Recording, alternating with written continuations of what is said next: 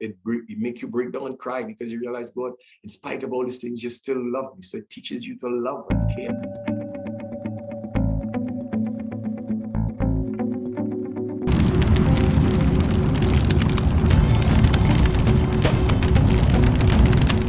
Hello all and welcome to the latest episode of YouthFires. You know, it's Jesse J here again, and today I have a very special guest. Consider him a family friend for many years. He was a videographer and cameraman for my mom for many years, and I would say through him, I was able to fine tune my passion and my interest in filming and in videography and the spirit of excellence that he brought to his work. And he had the ability then. I know his passion has always been football throughout his life, and through that he was able to gather and garner experience over the years. And now he is in the States again, and he is teaching football to many young aspiring generations, but he also has an organization which we will touch in. Welcome, Anthony. Anthony, how are you, sir? Hey, greetings in the name of the Most High, Jesse. Thanks for having me. And to your guests, blessings to them and their family. I am doing wonderful, Jesse. No complaints at all. Great. I love to hear that, especially the time we are in right now. It's good to hear that there are no complaints. And even if there were complaints, we have God on our side. What we complaining about? So, Anthony, let's go back a little bit. Let's get to the origins of Anthony Roy, the believer. Where did it start? When did that start? It started many moons ago, Jesse. To be honest with you, it started back way when I was attending school back in Trinidad. That was back in the 80s, way back when. And to be honest with you, Jesse, you are aware that there's a God, but your focus is not there because you're young, you're trying to experience things and learn and develop. And to be honest with you, Jesse, I really get involved in church and God because of my girlfriend at that time. Her mom was asking me, Anthony, why don't you come to church? And she was asking me this, over and over, and I decided to go. And when I went to church, Jesse, to be honest with you, it was the place I was supposed to be. Yeah, I was supposed to be there. And I fell in love with it because I realized you could be you there. No one there is judging you. No one there is trying to take from you. People were there supporting and helping. And that is what really got me in church, But before that, I used to go, but not, foot in and foot out. You realize after a while, there's nothing outside the church, outside of God. There's really nothing outside it when you think about it. Been there, done that, and you realize, look, at the end of the day, everything you try to gather, you try to put together, it's just going to burn up just now. It deteriorates after a while, and you realize you want more. And you get more of these things, and the more you get is the more you want. And you realize you're just not satisfied. You got to find something that will satisfy your soul, that will keep you at peace and at rest. And I think that is where Christ came in, and no turning back. So true, so true. No turning back. I love to hear that. For those of you watching, you're going through the tough times, you're going through the challenges. You feel you're at the lowliest, but there's no turning back. We can't turn back. So, Anthony, as we move forward in the chronology of your life now, where did the passion for the filming, the videography, the camera work, being the man behind the camera, where did those passions come from? Well, Jesse, after I left school, I had a coach. At that time, he's a very good friend of mine. And he would always have his Bible with him. Always, Jesse. You would never see Coach without his Bible. And Coach would talk about Bible studies and soccer. He would say, Anthony, let's do some Bible studies on certain days. And whenever I see him for the Spain, he always have his Bible, the one with the zip it up, and he has his Bible in his hand and that kind of stuff. So I left school and I went to visit him in Woodbrook because his father owned an electrical shop in Woodbrook. So they having discussions, and he said to me, Anthony, okay, you finish up school. What is your next move? I said, well, I'm still, getting myself organized because after going to school for so long, Jesse, you wake up that Monday morning and there's no school for you to go to. There's no school for you to go to, although that day is coming, so we decided, Anthony, my brother has a video production house, and how about you going there and, go and see if you like it. And that, I can tell you exactly where it is, Television Enterprises. It's on Marval Road, opposite Tatel Building, to do you in Trinidad and Tobago. And that is where it all started, TVE. And I started through the National Training Board at that time. I went, to AVIA with Dale Colasing. I started in the newsroom, where I started editing the newscasts. And behind the scenes, doing the weather report with cameras and videos. And from there, there's a passion. A love for being behind the camera, Jesse. A love for being creative, getting the information out. Yeah, that's so true. And I like the origin of the nitty-gritty and the tedious work and the rigorous work at the beginning, and yeah, it is a perfect analogy of your walk with Christ, and the small details are important, especially when reading the Word of God. We have to read this fine print. We like to skim over the fine print, especially today's society. Whenever we open a new program or we buy a new device, we skip past the fine print. We just press accept and we continue on. But I just want to point out the process, and it wasn't linear. It was gradual. You went up, went up, and went up and went up, and that's how God wants us to be. We're not supposed to just stay at one level for the rest of our life.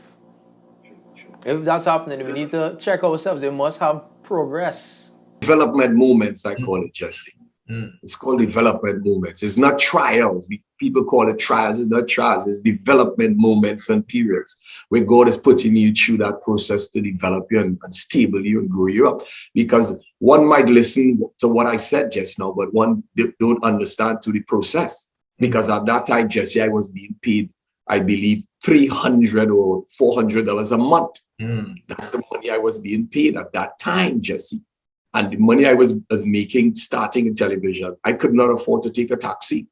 And it's not that you would sit around and it's going to just alakazam, or you pray for something and God is going to send an angel and drop it for you, like in the Bible where the ravens, feed some of our forefathers way back then, but that was for that time. So I was covering sports and covering newscasts and that kind of stuff. And had the pleasure of working when England came to Trinidad and Tobago with David Beckham and Andy Cole and all these guys. Just to let you know, Jesse, we had 19 cameras covering that game. Wow. And I was the 19th camera guy on that. My job, Jesse, was to cover the teams coming out the tunnel in Hazy Crawford Stadium and getting during the game, getting the crowds behind the bench of England and Trinidad and Tobago. And then getting the players coming off the field, specifically David Beckham. That was my job with the 19th camera there. And then after I did an interview with David Beckham for Sky Sports, they carried it live, beamed it from right there, and I was right there, and we carried it. So it was some good times. And God made it possible for me to come in contact with Prophetess Shaman, Noel, and what a connection. You don't know who you're going to connect with in what you're doing. He has a plan. He has a plan, Jesse. He has a plan. You don't try to work that plan out. You just trust him. Yeah. And you go through the process. When you put your hand to the plow, you don't turn back, Jesse. You got to stay in there. You're going to have tough days. There's days you're going to feel like giving up. There's days you just don't want to do it anymore. But then you have to look at yourself and realize, if I'm not doing this, what am I going to do? This is what I was called to do. And you got to accept it. And when you accept it, that's when you start to accelerate, Jesse. When you accept what God called you to do, you will accelerate this. It's like I listened to one time in Florida here with Mr. Jakes, and he was talking about the planes and them, in the airport, circling the airport, getting ready for landing. And that is where God keeps you. Yeah. Yeah, he keeps you there, circling around. He wants you to understand it. But you don't want to be like the children of Israel, 40 years going around the same mountain. You got to get it as quickly as possible, because after a while, it becomes painful for you. You got to catch it as soon as possible. Look, this is not about money. This is about service. This is about God's work. He's going to take care of the money. He's going to take care of every single thing. But I got to focus on what he called me to do. It was an honor to work with your mom where we started it in the drawing room. It was a pure honor to know that we're doing a production in a drawing room, in a house in Del Martin. And this production is running on television, running in the Caribbean, running in different parts of the world. And people don't understand the space that we're operating with. And then we had the dog outside sometimes. And we have to put this thing together, begin it. We had our ups and downs in it. Yeah. We have different things. We get the equipment. Sometimes the audio giving a little trouble. Sometimes the camera giving a little problems.